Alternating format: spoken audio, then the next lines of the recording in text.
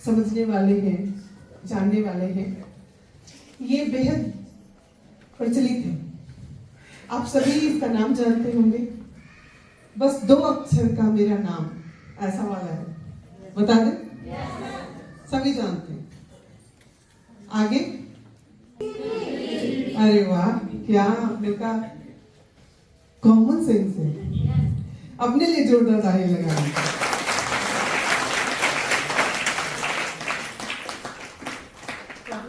बहुत ब्रिलियंट हो गए।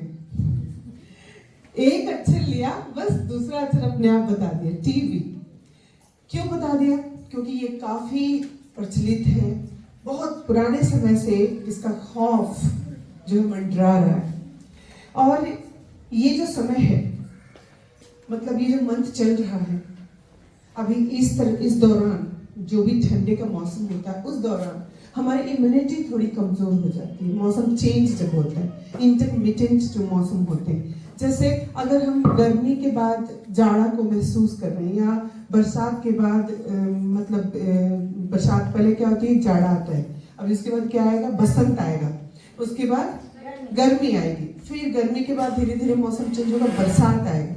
तो जब जब मौसम चेंज होता है उस वक्त सबसे ज्यादा किसको ग्रोथ का समय मिल जाता है? माइक्रो ऑर्गेनिज्म का।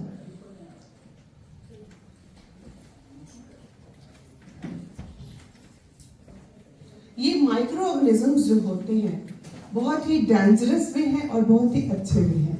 मतलब एज अ फ्रेंड भी हैं और एज अ एनिमी भी हैं। मतलब दोस्त और दुश्मन, हाँ, दोनों हैं। ये दोस्त भी है और दुश्मन भी है भाई, दोस्त भी है और दुश्मन भी है। अभी तो ये बैक्टीरिया है। क्या है? जिसको बोलते हैं, जो दही में होता है, उसको बोलते हैं लैक्टोबैसिलस। क्या बोलते हैं? लैक्टोबैसिलस।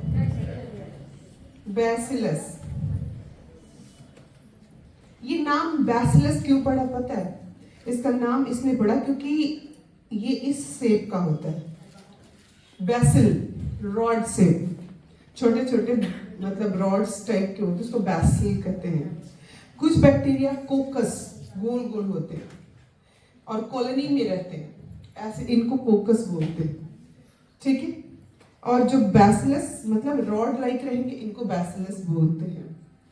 और हम जिस बैक्टीरिया के बारे में जानने जा रहे हैं, जो टीबी कॉज करता है, ये टीबी फुल फॉर्म क्या हो गया? ट्यूबरकुलोसिस। ट्यूबरकुलोसिस। और इसको कॉज करने वाला बैक्टीरिया, उसका नाम है माइकोबैक्टीरियम ट्यूबरकुलोसिस। Mycobacterium tuberculosis.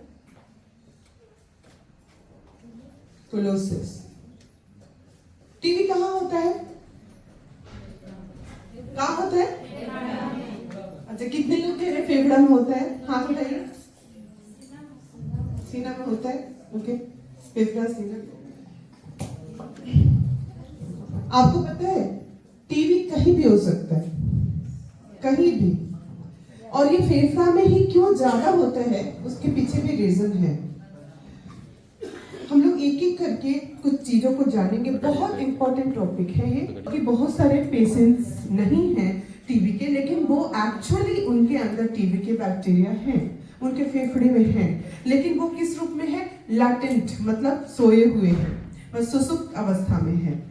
और वो जिंदगी भर ऐसे ही कैरियर बन के रह जाते हैं, उनके अंदर फेफड़ों में टीबी का बैक्टीरिया जिंदा रहता है। बहुत इंपॉर्टेंट है ये जानना कि उससे बचना कैसे है। हमें, हमारे पास क्या क्या सप्लीमेंट्स हैं जिसको खाकर हम अपने आप को प्रोटेक्ट कर सकते हैं इस डेंजरस, जानलेवा बैक्टीरिया के, इस प्रकार के डिजीज से। अगर हम पहले के जमाने में हम लोग बस लंग्स को ही इसका साइट मानते थे, इसीलिए हम लोग सोचते थे कि टीबी लंग्स में ही होते हैं। आजकल बहुत सारे और भी मतलब ये को देखा गया, बहुत सारे टेक्निक्स आ गए जिसके द्वारा इस बैक्टीरिया को और भी जगह पे आइडेंटिफाइड किया गया। बोन टीबी, आपने नाम सुना है ना? यानी हड्डियों में होता है टीबी। हड्डियों में भी होता है टीबी, ठीक है। तो हड्डियों का टीबी, बोन टीबी बहुत डेंजरस है, बहुत डेंजरस। लंग्स टीबी से भी ज्यादा खतरनाक बोन टीबी। उसके बाद इम्यून सिस्टम का टीबी होता है, जो आपके पूरे इम्यून सिस्टम को ही खा जाता है, खत्म कर देता है। बोन टीबी में बोन को ही खत्म कर देता है। लंग्स टीबी में क्या होता है, लंग को ही खत्म कर देता है। तो अब हम ये नहीं कह सकते कि ट्यूबरक्लोसिस सिर्फ फेफड़े में होता है। ट्यूबरक्लोसिस कहीं भी हो सकता है, टीबी कहीं भी हो सकता है। टीबी हो सकता है, ये 3 टाइप इसको अभी तक आइडेंटिफाई किया गया है। एक हो गया बोन टीबी,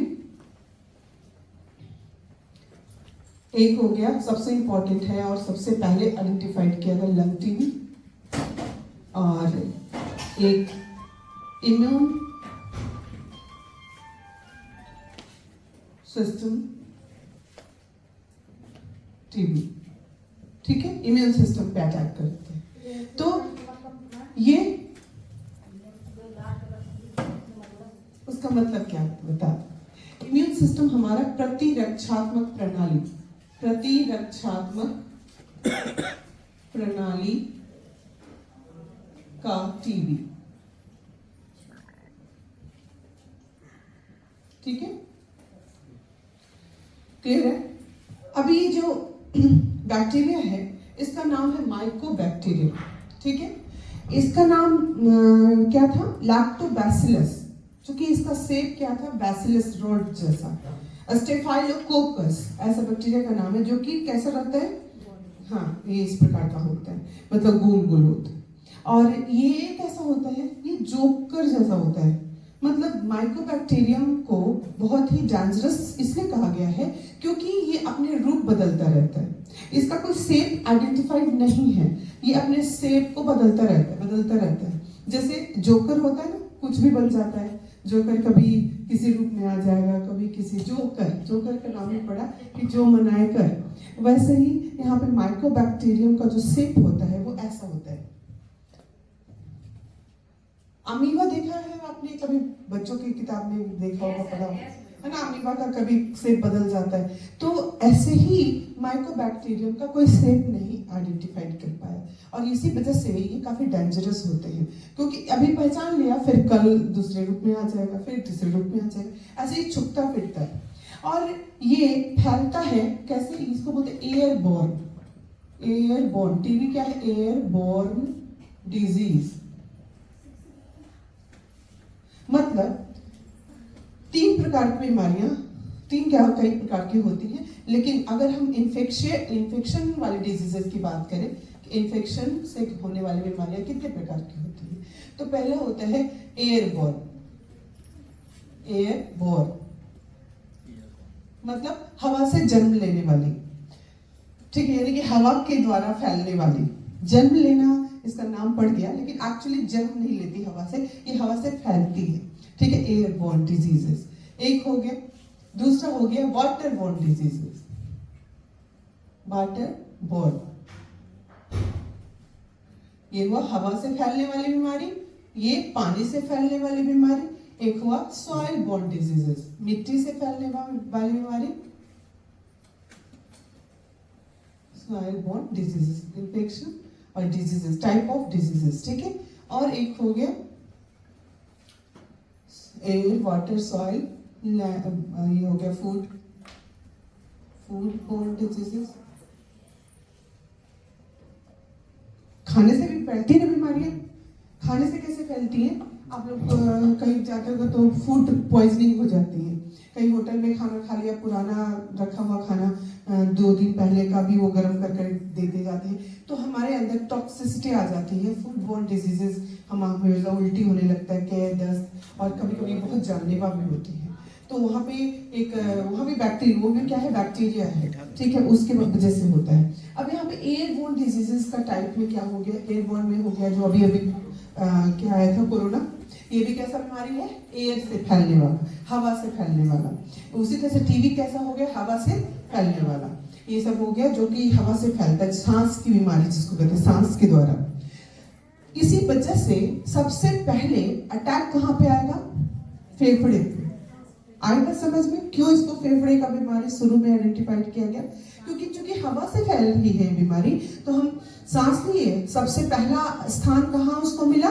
फेफड़ा में। दुश्मन आया, घुस गया घर में, सबसे पहले उसको मिल गया गेस्ट रूम, और वहीं पे कुछ उसको मिल गया कोई सामान, तो वहीं से चुरा के चल देगा, है ना? तो वैसे ही उसको सबसे पहला स्थान एक बहुत इंपॉर्टेंट प्लेस मिल गया, क्या? लंग्स। लंग्स क्या करता है? लंग्स एक प्यूरिफायर का काम करता है। यह आपके ब्लड को प्यूरिफाई करता है, साफ करता है। खून आता है आपके लंग्स में। अब खून आता है कैसे? हार्ट पंप करता है, ब्लड आता है आपके लंग्स में, और लंग्स में अगर पहले से ही अगर इतना खतरनाक बैक्टीरिया है, तो वो कभी कभी ब्लड में भी जा सकता है ना? और ब्लड के थ्रू कई सिस्टम को हैक कर सकता है। उसी प्रकार ये धीरे धीरे सिस्टम में फैलने लगा। लेकिन सबसे फेवरेबल प्लेस जो उसको मिल गया, वो कौन सा मिल गया? लंग्स। काफी बड़ा, सबसे बड़ा लंग्स का इतना बड़ा बड़ा साइज होता है दोनों साइड में, और दो लंग्स हैं, और इतने वो भूलैया जैसा है रास्ता लंग्स का। अगर हम लंग्स का डायग्राम बनाएंगे तो कुछ ऐसा बनेंगे, इस तरह से,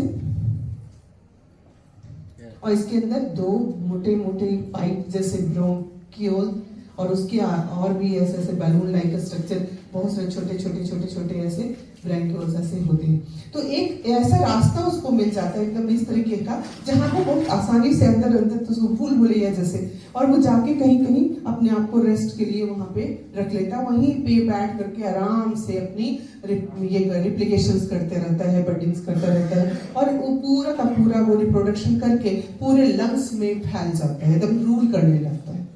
तो क्या इतना आसान है कि आसानी से घुस गया और किसी के अंदर ये टीबी हो सकता है? नहीं, इतना आसान नहीं होता।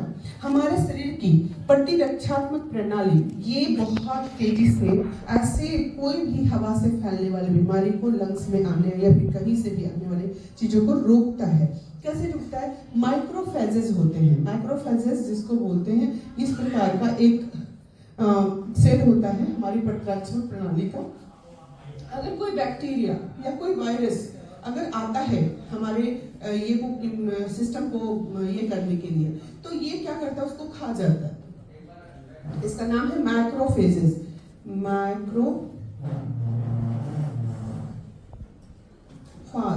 मैक्रोफाज कह सकते हैं। मैक्रोफाज इंग्लिश में लिखेंगे मैक्रो, MACROPHAGE,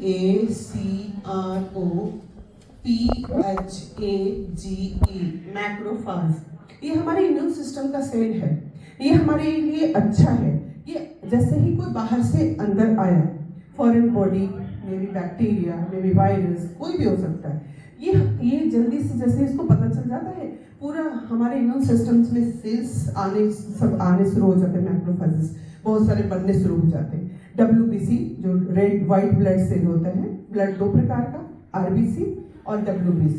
RBC खाना और पानी पहुंचाता है और गंदगी ढोता है, और लंग्स में प्यूरिफाई होता है और किडनी में प्यूरिफाई होता है, उसके बाद पूरे शरीर में सब जगह पहुंचाता है सब चीज को। WBC क्या करता है? हमारे शरीर की रक्षा करता है, और इसी में हमारे सैनिक होते हैं मैक्रोफेजेस, एंटीबॉडी, है ना? ये सब हमारे सैनिक होते हैं, एंटीजेंस, है ना? तो हमारे मैक्रोफेजेस क्या करते हैं? ये आके उसको खा जाते हैं जितने भी बाहर से आते हैं। लेकिन ये जब बहुत मात्रा में बहुत तेजी से मल्टीप्लाई करना शुरू कर देता है और आप बहुत खराब खाना खाने लगते हैं, तो आपकी इम्यूनिटी क्या हो जाती है? गड़बड़ हो जाती है। इम्यूनिटी गड़बड़ हो जाती है तो फिर ये बैक्टीरिया अपना नंबर बढ़ाता चला जाता है। लेकिन चूंकि इम्यूनिटी आपकी गड़बड़ है, आप अच्छा खाना नहीं खा रहे हैं जो आपके शरीर को सुटेबल है, जो आपकी प्रतिरक्षात्मक प्रणाली को बहुत जरूरी है, जो कि विटामिन मिनरल्स के रूप में फल और सलाद के रूप में, कच्चे अनाज के रूप में आपको खाना चाहिए। अगर आप नहीं खाते तो फिर ये मैक्रोफेजेस की संख्या नहीं बढ़ पाती, उनका रिप्रोडक्शन रेट कम हो जाता है और बैक्टीरिया का रेट बढ़ जाता है। ऐसे में आप सोच के देखिए, कितना भी शक्तिशाली आदमी हो और बहुत सारे लोग उसको घेर लें, तो फिर वो नहीं लड़ पाएगा। तो यही हालत होती है हमारे शरीर की इम्यूनिटी की, और हम टीबी के शिकार हो जाते हैं। तो सबसे पहले आकर के वो हमारे लंग्स में स्थान बनाता है। अगर यहाँ बहुत दिनों तक रह गया तो फिर वो धीरे धीरे ब्लड के माध्यम से आपके हर सिस्टम में चला जाएगा, आपके इम्यून सिस्टम में चला जाएगा, आपके बोन में चला जाएगा, क्योंकि बोन्स में भी तो सेल होते हैं, वहां भी तो ब्लड जाता है खाना पहुंचाने। तो हर सिस्टम में, यही नहीं किडनी में भी चला जाएगा, नर्वस सिस्टम में भी, किडनी में भी चला जाएगा, आपके बड़े बड़े जितने भी ऑर्गन्स है, वाइटल ऑर्गन्स, सब में जा करके वो कुछ ना कुछ खुराफात बनाता रहेगा और मेनली ये 3 चीजों को ज्यादा अटैक करेगा। ये इसलिए बहुत खतरनाक है। जब बच्चा होता है छोटा सा, उसको हॉस्पिटल में ही इसको BCG का टीका लगाया जाता है टीबी से बचने के लिए। कौन सा टीका? BCG का टीका। ये 2 साइंटिस्ट थे, BCG, ये नाम जो पढ़ा, ये क्वेश्चन आता है, BCG का फुल फॉर्म बताइए। ये क्वेश्चन आता है, हमारे मेडिकल में भी आता है और IAS का भी, मतलब एक जनरल क्वेश्चन के रूप में पूछा जाता है, बहुत इंपॉर्टेंट क्वेश्चन है। BCG मतलब बैसिलस, ये क्या होता है? बैसिलस। और C कालमेटी, साइंटिस्ट का नाम है कालमेटी। और ये है ग्यूरिन, ये भी साइंटिस्ट का नाम है। कालमेटी और ग्यूरिन ने इस टीके का ये किया था, इजाद किया था। बैसिलस बैक्टीरिया के बैसिलस, इसलिए मैंने इसको बताया, बैसिलस वर्ड से आया, ठीक है। यानी कि ये सिर्फ BCG का टीका लगाने के बाद आप आश्वस्त मत हो जाइए कि आपको टीबी नहीं होगा। ये एक ऐसा टीका है जिसमें बैक्टीरिया के लिए टीका लगाया जाता है, जो बैसिलस होते हैं उनके लिए। तो चूंकि इसका तो कोई सेफ साइज है नहीं, तो एक ऐसे बैक्टीरिया का टीका लगाया जाता है एंटीबॉडी के रूप में, जो कि दूसरे बैक्टीरिया को खा जाए। मतलब ये बैसिलस जो होते हैं इसके ऊपर ओवरकम कर जाए अच्छे बैक्टीरिया, और ये जैसे ही आए ये खा जाए इसको। इसलिए दही खाना बहुत अच्छा होता है। दही क्या है? प्रोबायोटिक। आप सभी को दही खाना चाहिए। और इसी समय क्यों खाया जाता है, जरा सोच के देखिए कि 14 जनवरी दही चूड़ा के रूप में चुना गया, मकर संक्रांति। अगर ये नहीं होता तो बहुत से लोग दही चूड़ा नहीं खाते, है कि नहीं? जिनको दही अच्छी नहीं लगती तो नहीं खाते। तो एक रिवाज बना दिया गया कि भाई ये समय जो है बहुत खतरनाक है, आपको इस बैसिलस को खाना है, ताकि ये बैसिलस जो है आपके इस माइकोबैक्टीरियम को पनपने नहीं दे। और ये आपके शरीर में हमेशा होना चाहिए। आपके लार्ज इंटेस्टाइन से लेकर के स्मॉल इंटेस्टाइन, हर जगह ये बैक्टीरिया अपने आप को प्लेस्ड रखता है, वहां पे रहता है। आप इसीलिए इसको खाते हैं तो ये आपके पेट में बना रहता है, इसलिए दही खाते रहना चाहिए, खासकर ये भी ठंडे के दिनों में। कुछ बोलते ठंडे में दही नहीं खाना चाहिए, तो फिर दही चूड़ा इसी समय क्यों किया गया है ना? इसके पीछे रीजन यही है। और आप मौसम चेंज और किसी भी प्रकार के बैक्टीरियल इन्फेक्शन से बच सकें, यही नहीं, ये वायरल इन्फेक्शन से भी आपको बचाता है। क्योंकि बैक्टीरिया फाजेस ये ऐसे होते हैं जो कि एक तरीके के वायरसेस को खा जाते हैं, बहुत सारे मतलब वायरसेस को ये क्या करते हैं? खा जाते हैं। तो ये बैक्टीरिया फाजेस के रूप में भी काम करते हैं। वैसे वायरसेस जो बैक्टीरिया की तरह काम करते हैं और वो वायरसेस को खा जाते हैं। तो ये बैसिलस जो है बहुत ही स्ट्रॉन्ग है और ये किसी को भी बहुत मतलब इजीली किसी बैक्टीरिया को अपना टारगेट बना सकता है, और हमारे लिए ये बहुत अच्छा है। तो इसीलिए BCG का टीका दिया जाता है, बैसिलस कालमेटी ग्यूरिन। क्लियर हुआ? और ये बैसिलस हम लैक्टोबैसिलस के रूप में दही में हम अपने पेट में उसको रखते खाते हैं, हमारे पेट में जाता है, इंटेस्टाइन का बैक्टीरिया बढ़ जाता है। अगर कोई नहीं खाता दही तो उसको टैबलेट खाना पड़ता है, प्रोबायोटिक टैबलेट्स आते हैं, जो वो भी टैबलेट में क्या रहता है? लैक्टोबैसिलस ही होता है। उसको आप दही को आप ऐसे ना खा करके आप कैसे टैबलेट के रूप में खा लीजिए। तो कहने का मतलब हुआ कि हम बहुत सारी चीजों को ऐसा करना चाहिए हम लोगों को जो शायद नॉनवेज हो। ये बैक्टीरिया को खाना नॉनवेज ही है, लेकिन हम लोग नहीं, हम लोग दही को किस रूप में लेते हैं? वेजिटेरियन के रूप में लेते हैं, दूध को वेजिटेरियन के रूप में लेते हैं। एनीवे बहुत जरूरी है, ठीक है। तो अभी हम यहाँ पे 3 प्रकार के डिजीजेस में देख रहे थे। इसमें एयरबॉर्न डिजीजेस, हमारा ट्यूबरकुलोसिस, माइकोबैक्टीरियम ट्यूबरकुलोसिस के द्वारा होने वाला एक ऐसा बीमारी जो सिर्फ लंग्स तक ही सीमित नहीं है, वो हमारे बोन्स को भी अफेक्ट कर चुका है, हमारे इम्यून सिस्टम को भी अफेक्ट कर चुका है, और इस प्रकार पूरे शरीर के मेजर पार्ट को, मेजर वाइटल ऑर्गन्स को भी डैमेज कर सकता है। तो अब बात आती है कि इसे बचा कैसे जाए। सांस नहीं लेते तो अंदर नहीं जाएगा, यस बोल रहे हैं। ऐसा हो सकता है क्या? हम सांस लेंगे, नहीं लेंगे तो मर जाएंगे। तो हम कितना भी कोशिश कर ले, हम सांस लेंगे तो क्या छन्नी लगा के लेंगे? नहीं। कितना भी आप मास्क लगा लीजिए, ये कहीं ना कहीं से इंटर कर ही जाएगा। तो हमें करना क्या पड़ेगा भाई? हमारे सप्लीमेंट्स किस दिन काम आएंगे? सबसे पहली चीज तो ये है कि आप अपने खाने पीने के जो ये है उसको सुधारिए। क्यों सुधारिए? क्योंकि अगर आपका प्रतिरक्षात्मक प्रणाली, अभी आपने बताया कि लैटेंट रूप में रहता है, बैक्टीरिया सभी के अंदर है और वो लैटेंट रूप में मतलब सुसुप्त अवस्था में रहता है और वो इंतजार करता रहता है कब आपका इम्यूनिटी खराब हो और कब वो आपके ऊपर अटैक करे। और तब तक वो बिल्कुल सोया रहता है, बिल्कुल एकदम आराम से पड़ा रहेगा किसी कोने में, और उसको कितना भी कुछ होता रहे उस पर फर्क नहीं पड़ता, क्योंकि बैक्टीरिया की एक बहुत बड़ी खासियत है, वो अपने ऊपर सिस्ट बना लेता है, एक ऐसा कवच। आपने देखा है घोंघा को, कछुआ को, उसको ठोकर मारिए खटखट गोल गोल होके चला जाए, कुछ भी नहीं होगा उसको। वैसे ही बैक्टीरिया भी अपने ऊपर एक कवच बना लेता है।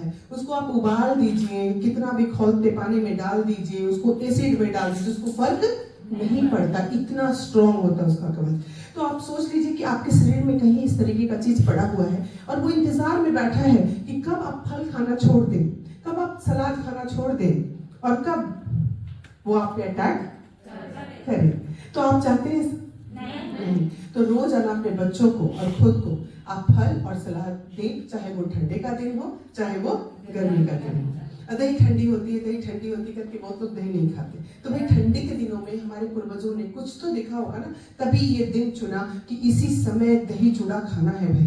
दही में वो सारे बैक्टीरिया होते हैं जो बैक्टीरिया हमारे इंटेस्टाइनल ये को रिच बनाते हैं और हमारे शरीर की प्रतिरक्षात्मक प्रणाली को मजबूत करते हैं।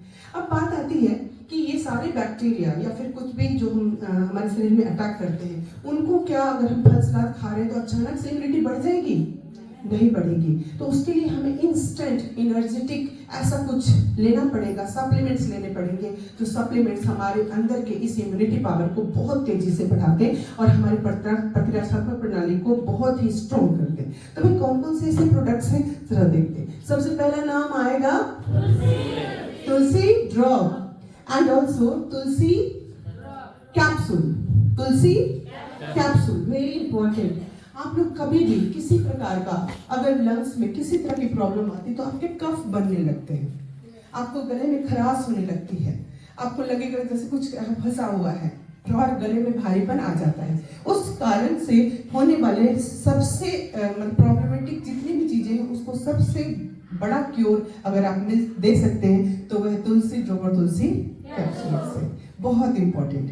अगर किसी की खांसी एकदम थम ही नहीं रही, बहुत ज्यादा कुपिंग कफ का ये हो गया है, उस केस में तुलसी का कैप्सूल बहुत ही ज्यादा बहुत तेजी से काम करता है। यानी टीबी पेशेंट के लिए हमारे सबसे इफेक्टिव प्रोडक्ट्स में टीबी का ये तुलसी कैप्सूल माना जाता है।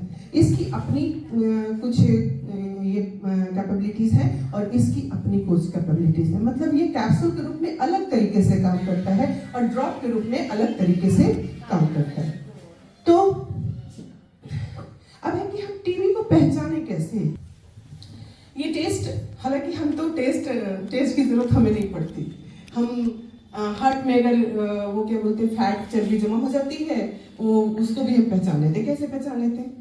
ये कितने तल्ले पे है और हमारा रूम कितने तल्ले पे है, उसको लिफ्ट से जाने नहीं दीजिए और उसको टेस्ट करना है तो सबसे अच्छा एंजियोग्राफी का टेस्ट कितना आसान है। आप सीढ़ी से ऊपर चढ़ के तीसरे तल्ले पे आ जाइए, हमारे रूम में नॉक कीजिए, हम पहचान लेंगे कि पर्सन को जो है कार्डियक कितना मतलब अरेस्ट है या फिर कितना प्रॉब्लम है, कार्डियो में कुछ इशू तो नहीं आ रहे, उसका ब्लॉकेज कितना % है, वो सब पहचान लेंगे।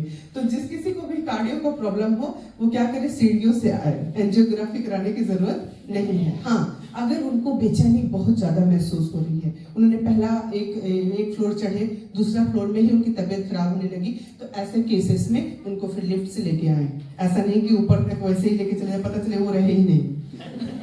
तो ऐसी हरकत ना करें। मेरे कहने का मतलब है जब तक आप सह सकते हैं, आपको लगता है कि डेंजर नहीं है, तब तक आप सीढ़ियाँ चढ़िए। अगर बहुत ज़्यादा तीसरा तल्ला चढ़ नहीं पा रहे हैं, इसका मतलब कि ब्लॉकेज है। और तीसरा तल्ला पे चढ़ के हल्का फुल्का हाँफना हर कोई हाँफ सकता है, और उसका तरीका है, अगर आप तल्ला चढ़ रहे हैं, सीढ़ियाँ चढ़ रहे हैं, तो आप लंबी सांस लीजिए। लंबी लंबी सांस लेते हुए अगर आप सीढ़ियाँ चढ़ेंगे तो आपको वो हाँफना नहीं पड़ेगा और आपके अंदर ऑक्सीजन भरपूर रहेगा। तो ये एक तरीका है। तो ऐसे करके आपको सीढ़ियाँ चढ़नी है। अगर आपको लगता है, किसी को डर लगता है कि नहीं कहीं मेरा ब्लॉकेज तो नहीं है, तो प्लीज डोंट डू एंजियोग्राफी। आप बस इसी टेक्निक का इस्तेमाल करें। पहले तल्ले में ही आप हाँफ जा रहे हैं तो भाई आपका जो है पहला 70% से ऊपर का ब्लॉकेज है। अगर दूसरे तल्ले में हाँफ रहे हैं तो 50% तक का ब्लॉकेज है। अगर तीसरे तल्ले पे चढ़ भी गए तो 30-20 का ब्लॉकेज हर किसी को है। सभी के आसपास, हार्ट के आसपास फैट जमा है, तो इसके लिए ज्यादा टेस्ट की जरूरत नहीं है। और दूसरी चीज कि आप कैसे जानेंगे टीबी है, हालांकि मैं वो बता देती हूँ टेस्ट क्या है। टेस्ट है एक टीएसटी। टीएसटी क्या है? ये स्किन टेस्ट है। स्किन जो होता है, मतलब उसमें एक इंजेक्शन से एक चीज डाली जाती है, एक सॉल्यूशन डाला जाता है, मॉन्टॉक्स बोलते हैं उसको। उस सॉल्यूशन को डालते हैं और ये टेस्ट, स्किन टेस्ट, टीबी के लिए स्किन टेस्ट होता है। Tuberculosis skin test, tuberculosis skin test. एक होता है आई गामा रेडिएशन, ऐसे होता है। तो ये गामा रेडिएशन से उसको ये करते हैं, पता चल जाता है कि मतलब क्या उसमें ब्लड निकाल लेते हैं किसी भी टीबी पेशेंट का, जो पेशेंट है उसका, और गामा रेडिएशन से पास कराते हैं। अगर उसमें ट्यूबरकुलोसिस का बैक्टीरिया रहेगा तो वो समझ में आ जाएगा कि ट्यूबरकुलोसिस का बैक्टीरिया, तो उसी से लेते ट्यूबरकुलोसिस पॉजिटिव निगेटिव ऐसा लिखते हैं। और ये स्किन टेस्ट में क्या होता है, ये ज्यादातर ये ही टेस्ट किया जाता है। ये बहुत इजी टेस्ट है। इसमें आपको वो सॉल्यूशन को अंदर में डाला जाता है, तो वहाँ पे एक बहुत अजीब सा मतलब रिएक्शन होता है उसमें। अगर रिएक्शन हो गया तो उसी के आधार पे पॉजिटिव और निगेटिव उसको करते हैं। तो स्किन यहाँ पे या कहीं पे उसका टेस्ट होता है। ये ज़्यादा इफेक्टिव होता है। ये टेस्ट में कभी कभी मतलब ऐसे जो करते हैं उसमें नहीं भी आते हैं, क्योंकि लैटेंट में इसमें नहीं आता है। जब लैटेंट सुसुप्त अवस्था में तो उसमें नहीं आता है। खैर, हमें कोई टेस्ट की जरूरत नहीं है। अगर आपको जैसे ही खांसी ज़्यादा दिनों तक हो गई, 1 हफ्ते से ऊपर खांसी हो गई, आप वेट मत कीजिए, आप तुरंत में तुलसी ड्रॉप के साथ तुलसी कैप्सूल लेना शुरू कर दीजिए और इमीडिएट आपका जो भी है अंदर बैक्टीरिया पनप रहा है वो अपने आप से मर जाएगा, क्योंकि आपकी इम्यूनिटी स्ट्रॉन्ग हो जाएगी। उसके बाद जो सबसे इम्पोर्टेंट है वो है मोरिंगा। मोरिंगा यहाँ पे नहीं है। मोरिंगा क्यों? क्योंकि हम अभी देख रहे हैं कि बैक्टीरिया किस पे अटैक कर रहा है, जो कमजोर है, या वो वेट कर रहा है कि कब ये व्यक्ति कमजोर हो, और इसको बोलते हैं सुपर फूड। क्या बोलते हैं? Super food. ये सबसे बहुत ही अच्छा भोजन के रूप में जाना जाता है। और सबसे बड़ी बात क्या है, हमारे इस मोरिंगा का जो कंपोजिशन है वो बहुत ही जबरदस्त है। ऐसा कंपोजिशन आपको मोरिंगा मार्केट में कहीं भी नहीं मिलेगा, कहीं भी नहीं मिलेगा। इसमें आपका कर्क्यूमिन भी है, इसमें आपका अनार के सीड्स होते हैं, अनार जो होता है उसका सीड्स भी है, वो भी है। उसके बाद इसमें आपको वो गोलकी जो होता है वो भी है। उसके बाद इसमें एक 2 तरीके का मोरिंगा है, वाइल्ड करके आता है, एक और हाइपरथेमा करके है, वो भी है। पिपरनिको में ये भी है, और इसमें एक और तुलसी भी है। तो इसमें बैसिलस ये यहाँ पे लिखा है इसका ऑसिकम सैंक्टम, इसका ये नाम लिखा हुआ है, मतलब बॉटनिकल नेम में लिखा है। यानी कि इसमें तुलसी भी है, इसमें हल्दी भी है, इसमें गोलकी भी है, और मोरिंगा की 2 वैरायटी भी है। और इसके अलावा भी एक बहुत ही अच्छा स्टोन रहता है इसका, ये तो वो भी इसमें डाला हुआ है। कहने का मतलब ये संपूर्ण रूप से एक बहुत अच्छा एक ऐसे प्रोडक्ट के रूप में काम करता है, जो न सिर्फ आपकी बॉडी को मिनरलाइजेशन कर देता है, मतलब मिनरल से भर देता है। सुपर फूड होने के कारण इसमें बहुत मात्रा में कैल्शियम है, बहुत ही मात्रा में आपको विटामिन सी भी है। तो इतना ज्यादा इफेक्टिव ये कॉम्बो के रूप में काम करता है। यानी कि मोरिंगा हमारे टीबी के केसेस में बहुत इंपॉर्टेंट है। तो हम मोरिंगा यहाँ पे रख देते हैं। फिर एक नोनी जूस। लंग टिश्यूज क्या होते हैं, डैमेज होते चले जाते हैं। अगर हम बात करते हैं इसकी टीबी के माइक्रोऑर्गेनिजम्स की, तो ये बहुत ही खतरनाक तरीके से हमारे लंग्स को खाना शुरू कर देते हैं और धीरे धीरे पूरे लंग्स को खा के खत्म कर देते हैं। ये अंदर घुस जाते हैं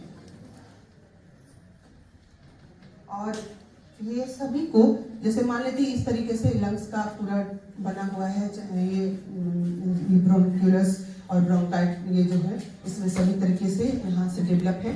अब ये ना धीरे धीरे इसको खा के खत्म कर देगा। ऐसे लंग खाली खाली नजर आएगा। कभी एक्सरे देखा है आपने? तो कैसा लगता है, खोखला टाइप का होता है ना। तो ये खाना शुरू कर देता है, इसको पूरा ये खत्म कर दे, सिस्टम ही खत्म कर देता है। अब इसी में तो हवा जाती है और इसी में तो प्यूरिफिकेशन होता है। अगर ये प्यूरिफिकेशन ही रुक जाएगी तो हम बहुत तेजी से हम डेथ की तरफ बढ़ने लगेंगे, इसलिए बहुत जानलेवा है। तो इस केस में हमारे लंग्स के जो सेल्स होते हैं उसको बहुत तेजी से रिन्यू करता है कौन? रेजुविनेटर नोनी जूस। बहुत इंपॉर्टेंट, आपको सबको पता है। और इसके साथ बहुत इंपॉर्टेंट है अश्वगंधा। अश्वगंधा कोई बात नहीं है तो हम लोग लिख देते हैं वहाँ पे।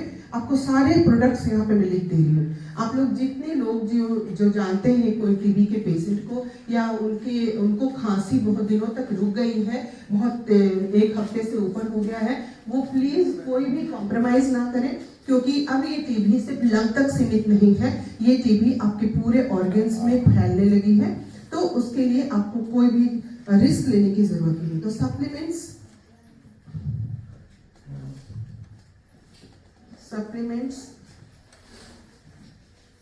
रिक्वायर्ड।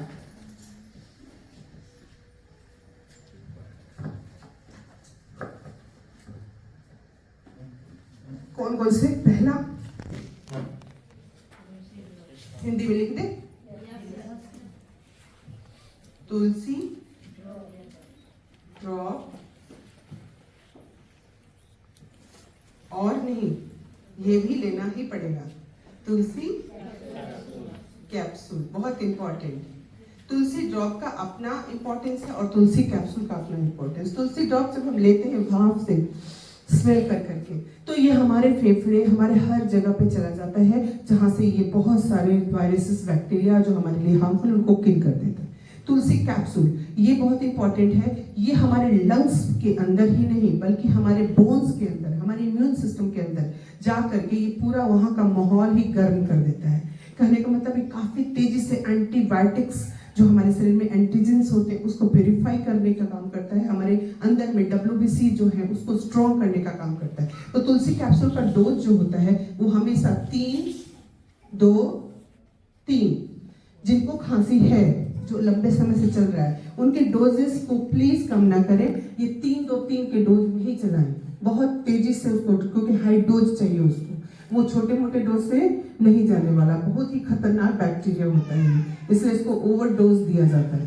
तुलसी ड्रॉप आपको अगर 10 बूंद ले रहे हैं नॉर्मल, तो आपको उस केस में 10 बूंद ही लेना है, लेकिन ये 3 से 4 बार कर देना है। कितनी बार कर देना है? 3 से 4 बार। आपको पूरे दिन भर में सुबह से लेकर सोने तक 4 बार कम से कम 10 बूंद तुलसी ड्रॉप भाप ले लेकर के पीना है। पानी कम भी कर दे, लेकिन तुलसी ड्रॉप की मात्रा 10 बूंद ही रहे और स्मेल करके पीना है, थोड़ा गर्म करके पीना है। ओके, चलिए अब ये हो गया। तीसरा जो है वो है नोनी जूस। इसका भी क्यों लेंगे पता चल गया।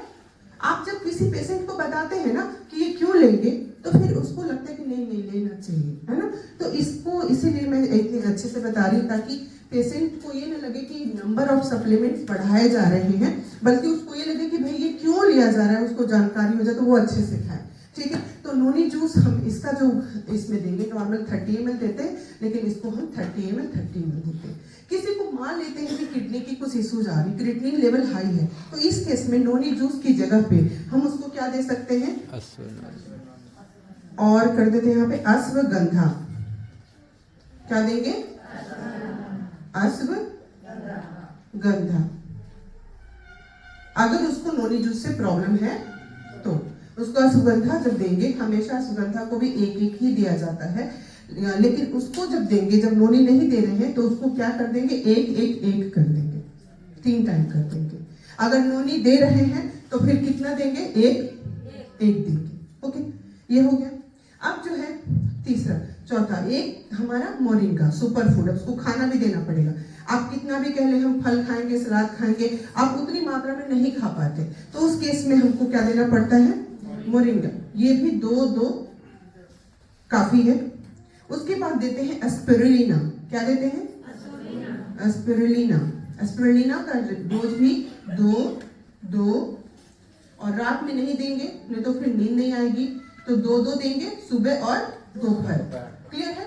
और ये सुबह और शाम। अगर वो ज्यादा कमजोर है तो फिर उसको हम 2 दे देंगे मोरिंगा। अगर उसका बीपी बहुत कम है तो फिर हम इसका डोज भी बढ़ा सकते हैं, 3 दे सकते हैं। ठीक है, या 2 रात में नहीं देकर शाम में ही दे देंगे, 2-3 घंटे बाद फिर नींद आ जाएगी, तो ये स्पिरुलिना जो है इसको दे सकते हैं। लेकिन बीपी को भी देख लेंगे, अगर बीपी उसका अनकंट्रोल्ड है, बहुत हाई चला जा रहा है, तो फिर वहाँ पे हम स्पिरुलिना ज़्यादा नहीं देंगे। और अगर उसको फीवर भी है तो भी हम स्पिरुलिना नहीं देंगे। इसके साथ साथ हम एक इम्यून को मॉडिफाई करने के लिए, इम्यून सिस्टम को बूस्टअप करने के लिए, उसको ज़्यादा स्ट्रॉन्ग करने के लिए हम गिलोय भी देते हैं। गिलोय का डोज अगर बुखार है तो फिर 5 बार देंगे, और बुखार नहीं है, सिर्फ खांसी है, तो 2 ही देंगे। ठीक है, इसके बाद हम एक बहुत इंपॉर्टेंट, वो है कलौंजी। ये सभी को देते हैं, टीबी में भी इसका बहुत इंपॉर्टेंट रोल होता है कलौंजी का। और एक हो गया कैल्शियम।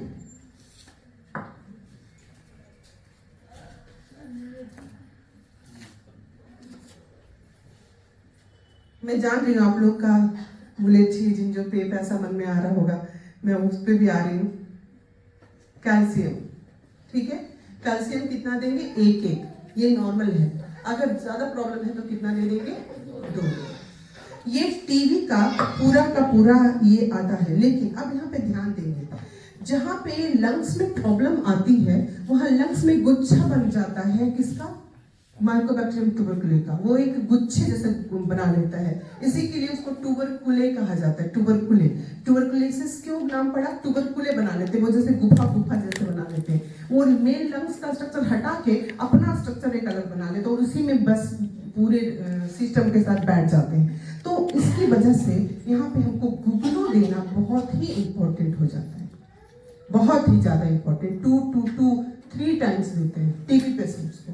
और चूंकि हमको लंग्स में गर्मी भी चाहिए, उसके लिए हमको क्या देना होगा, फ्लैक्स।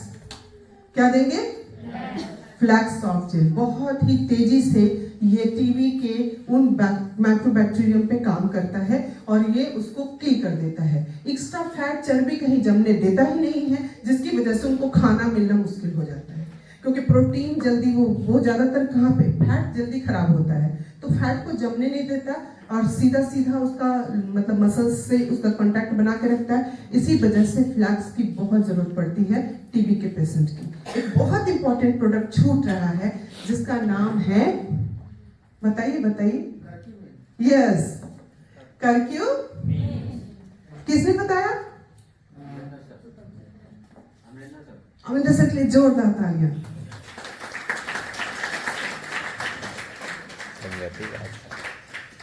कर्क्यूमिन बहुत इंपॉर्टेंट, एक के डोज में ही देंगे, और कोशिश करेंगे कि रात में जो डोज देते हैं कर्क्यूमिन का, वो थोड़ा सा गर्म दूध, हालांकि दूध मना होता है, लेकिन गर्म दूध के साथ अगर उसको पिया जाए, 1 ढक्कन, जैसे हम पानी 1 घूंट पीते हैं ना, तो कर्क्यूमिन की इफिकेसी बहुत तेजी से बढ़ जाती है। और इसी वजह से कम 1 टाइम कर्क्यूमिन को किसके साथ लेना चाहिए, दूध के साथ लेना चाहिए, थोड़ा सा दूध के साथ उसको घोट लेना चाहिए, तो उसकी इफिकेसी बहुत बढ़ जाती है। तो यहाँ पे हम देख रहे हैं कि ये सारे प्रोडक्ट्स जो हैं किस चीज के लिए हैं, टीबी पेशेंट्स के लिए बहुत इंपॉर्टेंट है। लेकिन अब जो है हमारे पास 3 और प्रोडक्ट्स आ गए, सिनेमन एंड क्लोव, जिंजोपे और मुलेठी। मुलेठी का काम है, गले में खराश हो तो उसको क्या करता है, बिल्कुल पिघला देता है, एकदम गले को आसान हो जाता है, ये वाला करना नहीं पड़ता, गला स्मूथ हो जाता है। तो मुलेठी का काम ये है। साथ में वो अंदर जाकर के भी बहुत सारी चीजों को मतलब बैक्टीरियल इन्फेक्शन से लड़ने में मदद करता है। जिंजोपेप में क्या है? जिंजर, अदरक। अदरक हमारे खून को साफ रखता है, अदरक हमारी इम्यूनिटी बढ़ाता है और एक इंसुलिन की तरह काम करता है, नेचुरल इंसुलिन की तरह काम करता है। तो ये बहुत इंपॉर्टेंट है, ये भी रक्त शुद्धि के लिए। और यहाँ पे एक और प्रोडक्ट पुराने में छूट रहा है, वो है गार्लिक। बहुत इंपॉर्टेंट, गार्लिक। ये टीबी के पेशेंट को हम दो करके देते हैं, उसका बीपी कुछ भी रहे उससे फर्क नहीं पड़ता, क्योंकि रक्त, चूंकि ब्लड आता है हार्ट से कहाँ पे? लंग्स में। अगर गार्लिक नहीं देंगे तो ब्लड की इंप्योरिटी खत्म नहीं होगी, इसलिए गार्लिक देना जरूरी है। अब देखिए यहाँ पे 3 प्रोडक्ट जो आए, मुलेठी और जिंजोपेप। जिंजर भी क्या करता है? हमारे खून को साफ करता है, हमारे खून के अंदर एंटीबायोटिक्स बढ़ाता है, इंसुलिन की मात्रा जैसे काम करता है और हमारे पूरे ब्लड को भी साफ रखता है। तो इसलिए जिंजोपेप मतलब पिपरमिंट, यानी कि वो ब्लैक पेपर उसमें होता है। और एक कौन सा हो गया?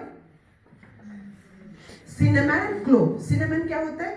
दालचीनी, है ना? और क्लोव क्या होता है? लौंग, खांसी के लिए बहुत इंपॉर्टेंट है। तो ये तीनों प्रोडक्ट, एडिशनल प्रोडक्ट्स हमें बाद में मिले, लेकिन हमें पहले से हमने टीबी का जो मेन ये किया था वो है। अगर कोई पेशेंट बहुत ज्यादा प्रॉब्लम में है, तुरंत उसको खांसी से रिलीफ चाहिए, तो फिर ये तीनों प्रोडक्ट भी इसके साथ चला देंगे, तो खांसी से रिलीफ उसको हो जाएगा और टीबी के लिए ये सब लड़ता रहेगा। तो 3 से 4 महीने आप ये सब तीनों प्रोडक्ट भी साथ में चला दीजिए, उसके बाद इसको हटा सकते हैं। क्लियर है? लेकिन ये सारे प्रोडक्ट्स टीबी के पेशेंट को बिल्कुल अर्जेंटली चाहिए तो चाहिए, और हल्का फुल्का है तो फिर आपका इसी से काम चल जा रहा है। तुलसी ड्रॉप, ओके। और कलौंजी बहुत हुआ तो कलौंजी ले लेंगे। तो ये सारे प्रोडक्ट्स के बारे में आपको जानकारी हो गई। आपको कौन कौन से प्रोडक्ट आपको चाहिए होगा टीबी के लिए, तो कैसा लगा? और अभी फिलहाल अपने इर्द गिर्द टीबी पेशेंट्स को आइडेंटिफाई कीजिए। क्यों? क्योंकि इनसे टीबी फैलने का खतरा बहुत तेज होता है, और उन्हें आइडेंटिफाई करके उनको अवेयर कराइए। और कम से कम कुछ नहीं तो कुछ चीजों को, जिसमें कुछ खास चीजें हैं। अश्वगंधा बहुत इंपॉर्टेंट है। हमको अगर कम देना है प्रोडक्ट तो कौन कौन सा देंगे? तो ये अश्वगंधा ये दे देंगे, उसके बाद कलौंजी दे देंगे, मोरिंगा दे सकते हैं। अगर वो अच्छा खाना खा रहा है तो फिर मोरिंगा नहीं देंगे उसको। अगर वो समझ गया कि मुझे अच्छा खाना खाना है तो एक प्रोडक्ट को बचा सकता है, लेकिन चूंकि मोरिंगा फ्री में आता है तो आप मोरिंगा दे सकते हैं। तो ये कलौंजी हो गया, सुगंधा हो गया, मोरिंगा हो गया, तुलसी कैप्सूल बहुत इंपॉर्टेंट है, और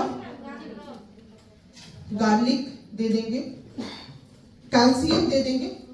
अगर आप इतना भी देते हैं तो पेशेंट्स में रिकवरी तुरंत बढ़ने लगती है, उसका विश्वास जागने लगता है और वो आपके पास और प्रोडक्ट्स की डिमांड कर सकता है और बहुत इजी लगेगा उसको। तुलसी ड्रॉप तो खैर हमारे लिवर ट्रीटमेंट में चलता ही चलता है। तो ये कुछ प्रोडक्ट्स हैं, आइडेंटिफाइड एकदम बिल्कुल कर दिए, ताकि आप उसको कम से कम प्रोडक्ट्स दे करके उसकी जो प्रॉब्लम्स है उसको जल्दी से आसान कर सकें। तो ये बहुत इंपॉर्टेंट था। इस सीजन का टॉपिक, हम लोग सीजन वाइज ही टॉपिक लेते हैं तो बहुत अच्छे से हम लोग उसको डील भी कर पाते हैं और समझ भी रहते कि नहीं अभी क्या जरूरत है। फिलहाल एक बहुत अच्छी 2-4 लाइनें मैंने एक जगह देखी थी कि जब हम अच्छे होते हैं, मतलब हेल्दी होते हैं, बीमार नहीं होते, तो हम समोसे, कचौड़ी और बहुत सारे फास्ट फूड खाते हैं। उसके बाद हम बीमार हो जाते हैं। जब हम बीमार हो जाते हैं तो हमारे परिजन हमको हॉस्पिटल ले जाते हैं और हम हॉस्पिटल के बेड पे पड़े रहते हैं। हमारे परिजन हमारे लिए क्या लेके आते हैं? फल फूल लेके आते हैं, और उस फल फूल को खाकर हम ठीक होने की कोशिश करते हैं। और हमारे परिजन हमारे लिए तो फल लेके आते हैं, लेकिन वो बाहर अस्पताल के जाकर के फिर वो समोसे कचौड़ी। तो जीवन का ये चक्र चलता रहता है। अगर आपको लगता है कि भाई हॉस्पिटल को, डॉक्टर को ये सब चीजें मतलब फैसिलिटी, उनको पेशेंट की फैसिलिटी देनी है, पेशेंट को ऐसे ही चक्र में चलाना है, तो फिर खूब समोसे कचौड़ी खाइए, और नहीं तो फिर हमारे बाकी आयुर्वेद सप्लीमेंट को अपनाइए। और